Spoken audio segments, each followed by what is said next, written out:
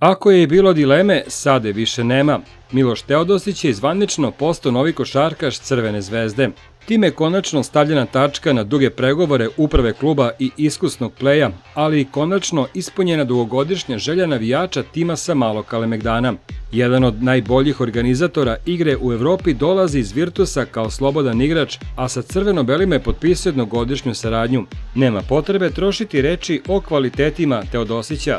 Uostalom, Zvezda u svojoj objavi ukratko opisala šta je sve dobila dolaskom bivšeg kapitena Srbije. Dolaskom Miloša, Crvena zvezda dobija mnogo zvezdaša, iskusnog playmakera, igrača sa mnogo velikih utakmica u nogama, izvanrednog pregleda igre, lidera u slačionici i čoveka koji je u teškim utakmicama i završnicama najbolji, objavili su iz Zvezde.